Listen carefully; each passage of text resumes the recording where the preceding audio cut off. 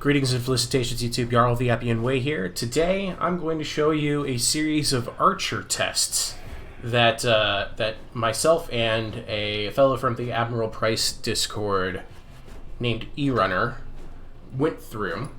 We did many tests this afternoon, and they pretty much came up with some pretty interesting results, I'd say. This one is pretty much... all of these tests are focused on how well archers or skirmishers in general can deal damage in different situations. This first test is actually going to be about ranks, how many ranks deep you are, and I'm just going to let it roll. So we have Paris Renowned Archers, 6 units, and I brought 6 Armored Spearmen, also with full max XP. That XP is just to make sure that they are standing their ground as long as possible with their morale. And you're going to note that some damage is being dealt here. And rather than one of the two extremes having the most damage, like the 3 ranks deep versus the 8 ranks deep, the damage drop-off is actually on a curve here. As you can see, the units in the middle, I believe it's the one at 6 ranks deep, took the most damage out of all of them. It quickly went from 6 ranks deep to just 3 ranks deep. But as you can see, the blockier formation did take a little bit extra damage, but there were some arrows that missed to the left or right. The ultimate conclusion we were able to make is that the wider the line, the less damage you were taking from archer fire. And I'll just let this play out. You can kind of see the numbers here. These units... oh, I should pause. These units do heal damage over time, even though I'm playing as the Spartan Armored Spearmen. The Armored Spearmen from the Mycenaean roster have that... that battlefield healing ability, and that carries over into the Spartan line. So I'm just kind of going down the line, show you the damage before they heal it all off. 3769, 3827, 3838, 3112, 3551, and 3925. So you can see it did end up happening on a bit of a curve, but there's also how many units are left remaining, and that would be 47, 45, 43, 35, and then it goes back up 40, 39 with a little bit of a drop there. So ultimately our conclusion was that the thinner the rank, the better you're going to do against the archers, because they're more likely to miss by overshooting or undershooting the target. Okay, so this next test is to show how the facing of a shielded unit will make a difference on blocking missiles. So down the line we have a 0-degree change between the archers and the target. Here, I'll show you in this perspective. Basically, that the archers and the armored spearmen have a perfect facing against each other, like a 0-degree. Here, it's about, I would call this, a 10 or a 15 degree from the archers. This one, a little bit more steeper now. We're getting close to about a 45-degree angle here. This one's about a 60-ish. This one is supposed to be a 90-degree, so like a 70 and a 90 here.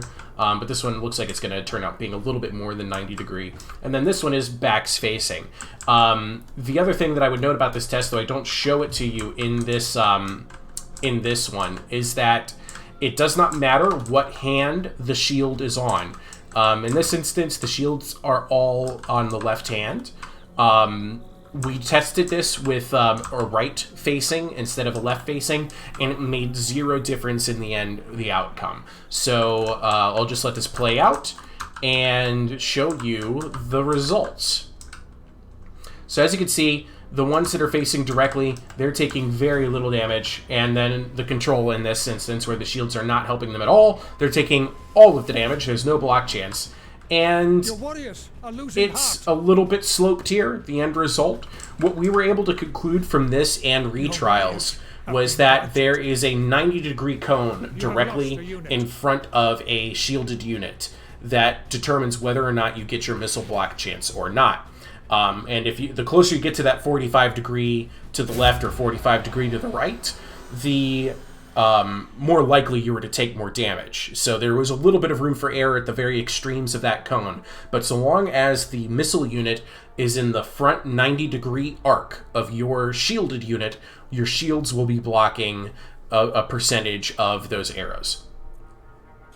Okay, so this next test was a fun one. This is to see if there's some added value for bringing an archer and comparing it against a completely outflanked unit. So for this test, I brought 2 Guards of Troy, and Eruner brought Mycenae. He brought 3 Spearmen and 1 Bowman. We're going to face this 1 Guard of Troy with a front attack from Spearmen and archer fire from the Bowman, where this Guard of Troy is going to face a front and rear attack from Spearmen. The results are pretty much exactly what we expected in this trial, being that a flanking unit vastly outperforms archer supporting fire.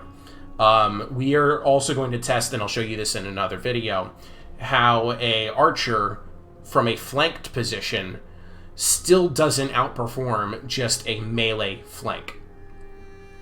But we got to get to the actual combat first. This might take a second. Here it is. So as you see, the archers have already started opening fire. They immediately have to readjust so they could shoot over the heads of the spearmen. And what's going to end up happening is that the flanked Guards of Troy instantly routed, whereas the Guards of Troy over here, not only did they ignore most of the missile fire, but they also routed the spearmen at the same time. Alright, so here is essentially that same exact trial, but with the archers, the bowmen, in a flanking position, where the shield block chance of the Guards of Troy will not be assisting them. And what we learned here was actually kind of interesting. The bowmen stopped firing completely. They, for some reason, thought that their angle of attack was obstructed, I'm guessing, by the allied spearmen. The outflanked Guards of Troy just get obliterated, and the Guards of Troy over here, they're going to survive this volley of bowman fire. And I told Eruner to move the spearmen away from the Guards of Troy so that their morale wouldn't be affected by the additional troops in the area. But the bowmen go through all of their ammo here and are unable to kill the Guard of Troy, and that has everything to do with the fact that the Guard of Troy have decent armor and the bowmen have poor armor-piercing damage. So we did another faction change here. This time, Eruner has brought Lycian Hunters, and I have brought Lycian Khopesh Fighters. I did bring some Renowned Khopesh Fighters for their morale-boosting effects, but what we're going to test here is what we really were looking for, having gotten those first few trials out of the way. And that was to determine the effectiveness of forest and scrubs. This map has only scrubs, not a forest. It's important to point out that the scrubs confer a 40% missile block chance, as does a forest. However, scrubs have no physical mass on a battlefield, where a tree in a forest does have physical mass. This makes a difference in the purposes of ranged damage from missile projectiles. In these scrubs, there are no trees to block any of the missiles, though they still get the 40% static missile block chance. So, to test this, we put a Khopesh fighter out here facing its hunter. We put a Khopesh fighter over here. It will eventually turn around and face away from the hunter so that it's shooting its arrows directly into the back and it's not getting the benefit of its shield block chance. And then we do the same thing inside the scrubs, where their only benefit is from the 40% of the trees, so one facing and one facing away. The static missile block chance of a Khopesh fighter shield is exactly 40%. So, we were hoping to see that the Khopesh fighter that turns its back in the forest would have the same, or almost the same damage as the Khopesh fighter that was facing, and I want to make sure I get this right, the one that's facing is over here, and here's the damage that it's taking. Yep, this is the one that's facing, that's out in the open. 40% missile block chance from its shields. Okay?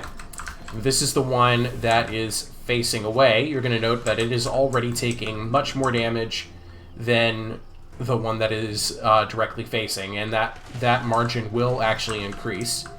I'll go ahead and put it in fast forward soon. This is the one that is facing and has the benefit of the forest, so theoretically it should be receiving an 80% missile block chance.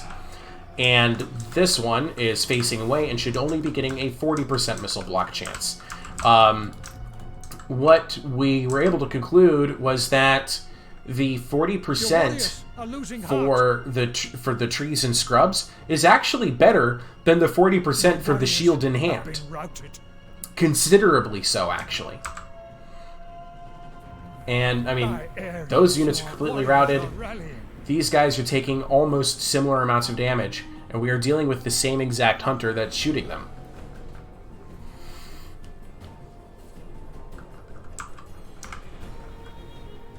It's actually kind of interesting. Our hypothesis was that this unit would perform better than all the rest. And we did also try this same test with a unit with a 75% missile block chance, and the result was mostly the same.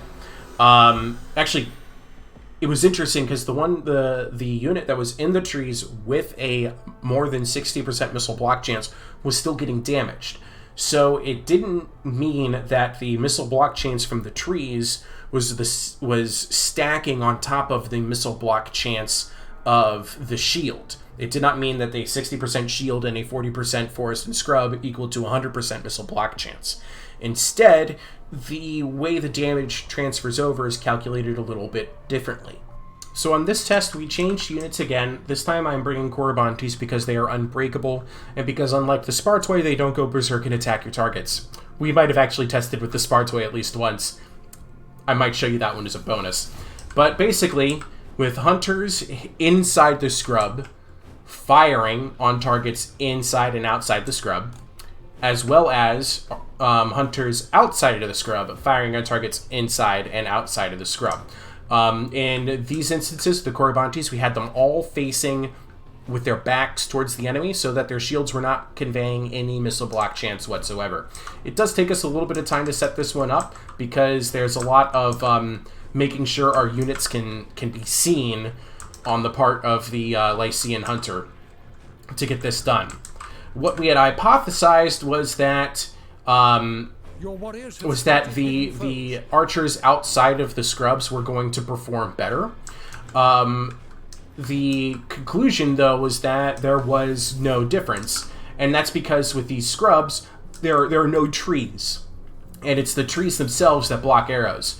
So you can see here the two units that are outside of the tree line are taking heavy amounts of damage from the hunter fire, whereas actually this one is taking a little bit more damage than this one, and the reason for that is because of the range. These hunters are attacking this Corybantes at a closer range than this hunter was attacking this Corybantes. It's already out of ammo out over here, actually.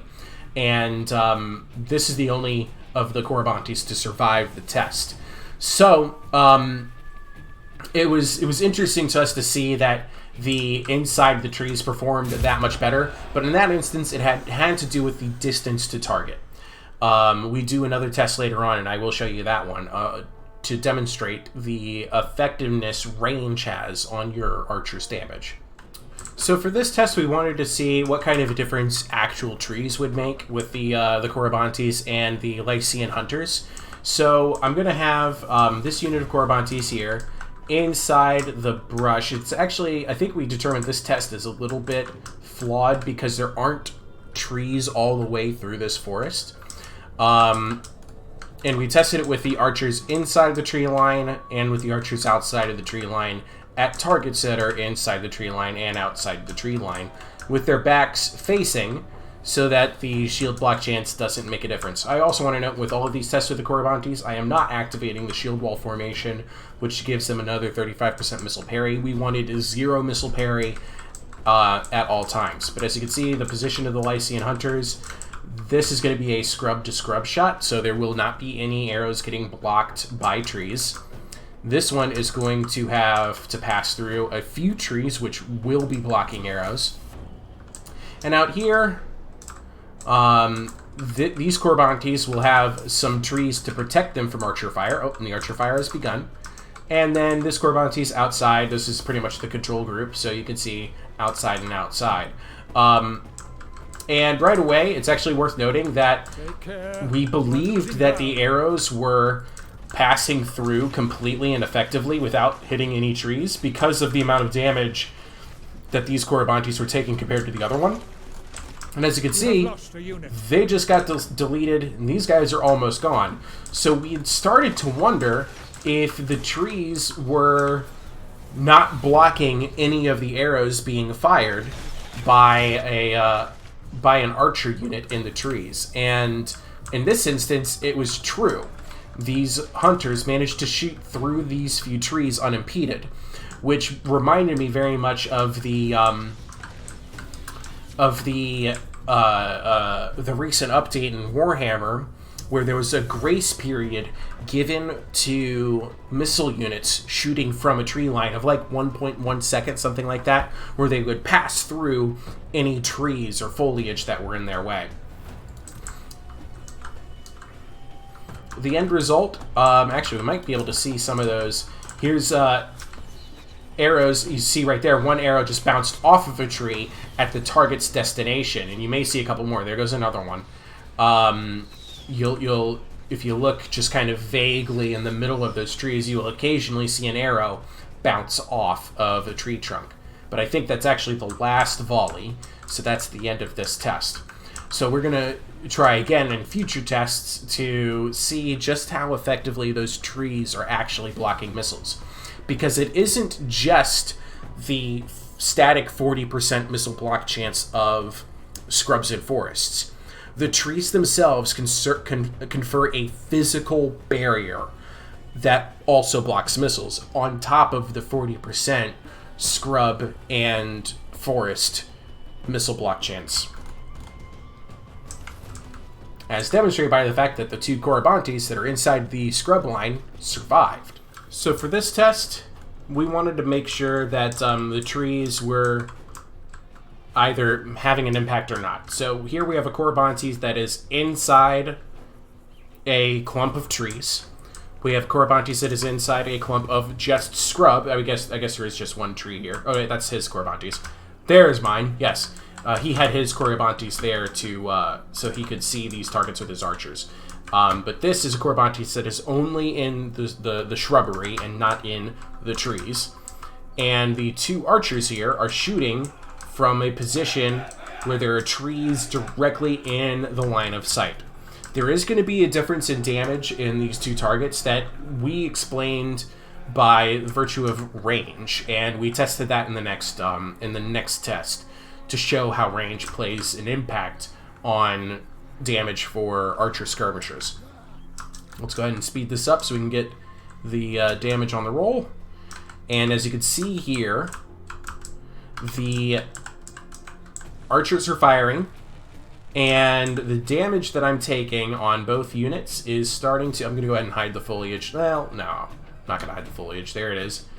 You can see occasionally arrows bouncing off of the trees over here. There was one that just bounced right there. Let's see if we get another one. Yep, there was another couple of arrows that bounced off of this log right here. Ultimately, though, it's funny because the one with the trees near it actually ends up taking more damage. I think... Oh, it's because they had their flank exposed. I wonder when they repositioned. Interesting. Eruner, I found a flaw in this test that explains the damage difference. These guys turned their flanks. These guys... Oh, these guys also had their flanks turned, so it shouldn't have made that much of a difference. Never mind. Never mind. But the ultimately, though, the trees that were in the way of the missile shots made very little difference in the total damage. And in this instance, even actually taking more damage. But that is explained by the range difference between the two hunters. So we'll let this one finish off. I'll let you see some arrows actually bouncing off of trees directly in their line of fire. So this actually proves that there is no missile pass-through grace period. There's a couple of arrows bounced off of that tree. So how many more volleys do we have? We have 4 more volleys on this unit. So we're going to... Yep, that first arrow that fired bounced right off that tree.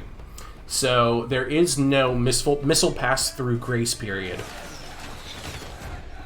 to right in their face, point blank right there. So that test ended with the result being that at least proving that trees do block missiles. Okay, so in this test, we wanted to see specifically how much of an impact range would have on an archer's ability to deal damage.